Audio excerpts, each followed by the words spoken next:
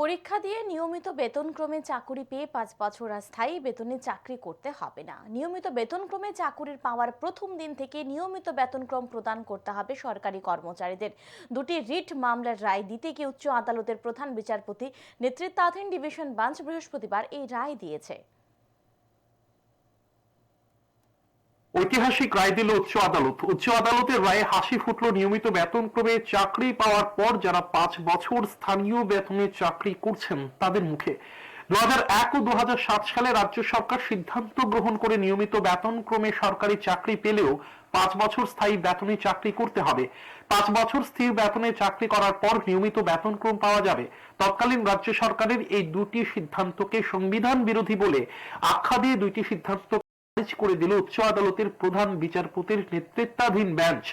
তৎকালীন রাজ্য সরকারের সিদ্ধান্ত মোতাবেক নিয়মিত বেতনক্রমে চাকরি পাওয়ার পর চাকরিতে যোগদানের পূর্বে চাকরি প্রাপকদের দ্বারা মুছ লেখা লিখিয়ে নেওয়া হতো যে তারা 5 বছর স্থির বেতনে চাকরি করতে বাধ্য। রাজ্য সরকারের এই দুইটি সিদ্ধান্তের বিরোধিতা করে 18 জন টেট শিক্ষক উচ্চ আদালতে মামলা দায়ের করে। সেই সময় উচ্চ আদালতের সিঙ্গেল বেঞ্চ আবেদনকারীদের মামলা খারিজ করে দেয়। রাজ্য সরকারের যুক্তি ছিল, যেহেতু আবেদনকারীরা চাকরিতে যোগদানের পূর্বে 5 বছর স্থায়ী বেতনে চাকরি করার মুচলেখা দিয়েছে, তাই তাদের এই আবেদনের কোনো যুক্তি নেই। পরবর্তী সময় আবেদনকারীরা উচ্চ আদালতের ডিভিশন বেঞ্চে রিট পিটিশন করে।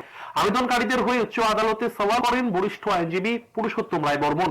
এদিন উচ্চ আদালতে প্রধান বিচারপতি নেতৃত্বাধীন ডিভিশন বেঞ্চ এই রিট পিটিশনের রায় ঘোষণা করার পর বরিষ্ঠ আইনজীবী পুরুষোত্তম রায় বর্মন জানান, উচ্চ আদালত রায় দিয়েছে আবেদনকারীরা যেদিন থেকে নিয়মিত বেতনক্রমে চাকরিতে যোগদান করেছে তাদেরকে সেদিন থেকে নিয়মিত বেতনক্রম দিতে হবে। রাজ্য সরকারের 2001 ও 2007 সালের সিদ্ধান্ত খারিজ করে দিয়েছে উচ্চ আদালতের ডিভিশন বেঞ্চ। উচ্চ আদালতের ডিভিশন বেঞ্চ রিট মামলার রায় দিতে গিয়ে স্পষ্ট জানায়, রাজ্য সরকারের সিদ্ধান্ত দুটি সংবিধান বিরোধী। আবেদনকারীদের কাছ থেকে রাজ্য সরকার যে মুচলেখা লিখিয়ে নিয়েছে সেই মুচলেখা কোনোভাবেই বিবেচনা করা যায় না, কারণ তাদেরকে চাকরি পাওয়ার জন্য এই মুচলেখা দিতে বাধ্য করা হয়েছিল। তাই আবেদনকারীদের চাকরির প্রথম দিন থেকে নিয়মিত বেতনক্রম দিতে হবে। 3 বছরের বকেয়া টাকা নগদে 9% সুদ সহ দিতে হবে। একই সাথে সকল আবেদনকারীদের রাজ্য সরকার 2000 টাকা করে প্রদান করতে হবে।